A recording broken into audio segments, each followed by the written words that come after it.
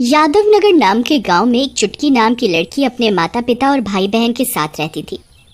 चुटकी गांव के विद्यालय में पढ़ा करती थी।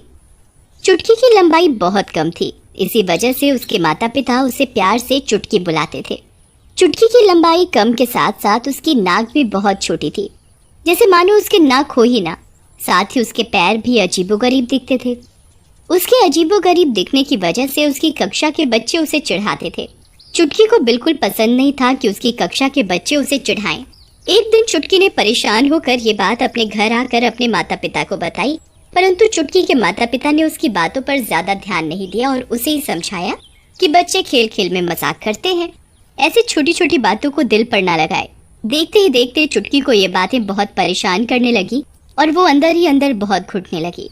एक दिन चुटकी स्कूल से वापस आ रही थी, तभी रास्ते में पीपल का पेड़ दिखाई दिया। वो पेड़ के नीचे बैठ गई और बहुत जोर जोर से रोने लगी। मैं ऐसी क्यों हूँ? मेरी लंबाई इतनी कम क्यों है? मुझे सब बच्चे इतना चिढ़ाते हैं। मुझे बिल्कुल नहीं पसंद। मेरा भी बहुत मन करता है सब बच्चों के साथ खेलने का, पर कोई मुझे नहीं खिलाता। चुटकी रो ही रही होती है, तभी पीपल के पेड़ के अंदर से एक चुड़ैल निकल कर आती है। चुड़ैल को देखकर चुटकी बहुत डर जाती है। चुड़ैल लंबाई में छोटे कद की होती है। उसकी आंखें बाहर की तरफ निकली हुई थीं और दांत उसके मानो बिल्ली की तरह नुकीले। चुड़ैल की नाक भी खीरे जैसी लंबी और मोटी थी। चुटकी चुड़ैल को देखकर भागने लगती है, तभी चुड़ैल भी बहुत जोर जोर से रोने लगती है। चुड़ैल को रोता देख चुटकी एकदम रुक जाती है। क्या हुआ तुम्हें? तुम क्यों रो रही हो? मेरी भी कहानी कुछ तुम्हारे जैसी है। मतलब? मैं भी बचपन में लंबाई में बहुत छोटी थी। मेरा भी रंग गोरा नहीं था। मुझे मेरी सहेलियां बहुत चिढ़ाती थी और कई बार तो मुझे अपने साथ खिलाती भी नहीं थी। एक दिन मैंने परेशान होकर खुदकुशी कर ली। पर तुम्हें कैसे पता कि मुझे मेरे दोस्त बॉनी बॉनी बोलकर चिढ़ाते हैं? मैंने सारी बात सुन ली थी जब तुम पेड़ के नीचे बैठकर रो रही थी। मैं उसी पेड़ पर रहती हूँ। मेरा उस पीपल के पेड़ पर ही वास है। चुटकी चुड़ैल को रोते रोते सारी बात बताती है। मेरे पास एक आइडिया है। बोलो क्या? तुम मुझसे डरो मत, मैं तुम्हारी दोस्त बनकर तुम्हारी मदद करूंगी। पर कैसे? जो कोई भी तुम्हें चिढ़ाए या परेशान करेगा, हम दोनों मिलकर उसे सबक सिखाएंगे। पर तुम तो सबको दिखोगी, फिर तुमसे सब डर कर भाग जाएंगे। तुम चिंता मत करो, मेरे पास ये शक्ति है। मैं उसी को दिखाई दूंगी जिसको मैं चाहती हूँ। ऐसे ही मैं हर किसी को दिखाई नहीं देती। अच्छा, ये तो बहुत अच्छी बात है। हम दोनों मिलकर सब लोगों को सबक सिखाएंगे जो मुझे परेशान करेंगे। हाँ, पर तुम्हें मुझसे एक वादा करना होगा। कैसा वादा? तुम्हें ये बात किसी को भी नहीं बतानी कि मैं तुम्हारे साथ रहती हूँ। अगर तुमने ये बात बता दी तो हम लोगों को सबक नहीं सिखा पाएंगे और मेरी शक्तियाँ भी कम होती जाएंगी। ठीक है, मैं वादा करती हूँ कि किसी को नहीं बताऊंगी। चुटकी चुड़ैल की बात मान जाती है और चुड़ैल चुटकी के साथ चल पड़ती है। अगले दिन चुटकी अपने स्कूल जाती है। पहले की तरह ही चुटकी की कक्षा की लड़कियां उसे बॉनी बॉनी बोलकर चिढ़ाने लगती हैं।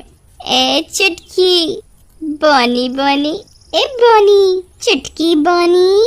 मुझे परेशान मत करो, ये किसी को चिढ़ाना कोई अच्छी बात नहीं है। हमें मत सिखा हमें क्या करना है। आई बड़ी, चल बॉनी कहीं की।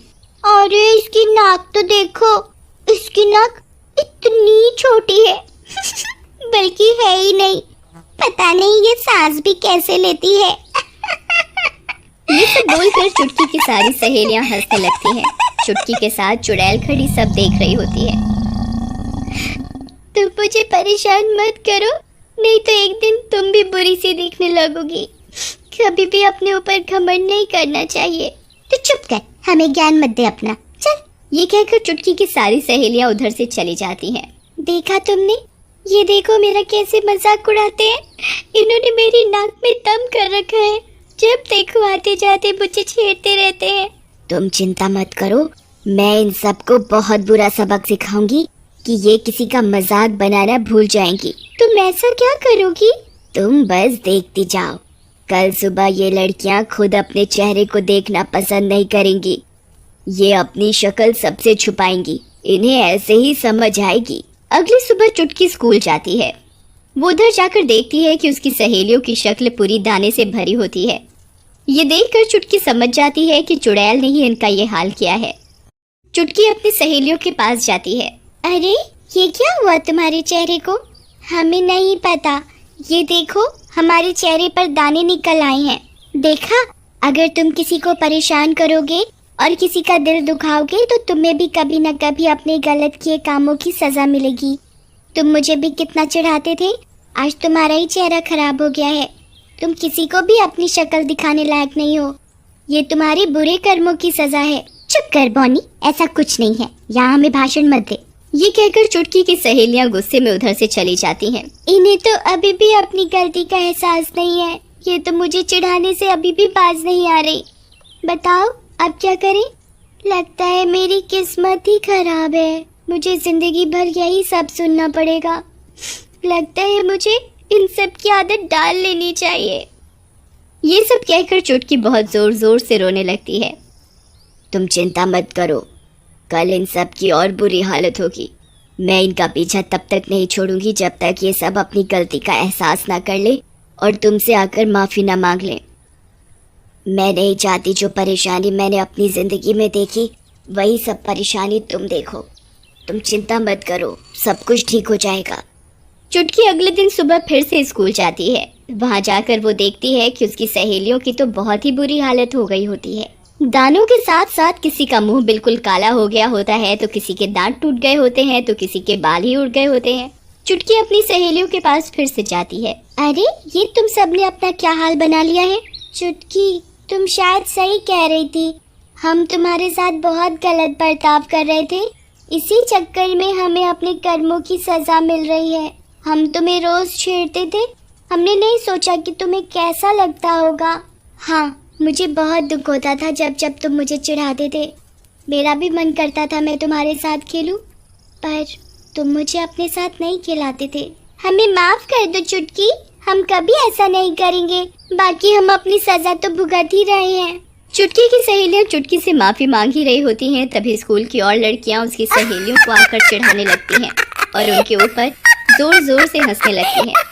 स्कूल की लड़कियों के चिढ़ाने से चुटकी की सहेलियां बहुत जोर जोर से रोने लगती हैं। अरे ये हमने क्या किया, हमारे साथ ही इतना बुरा हो गया।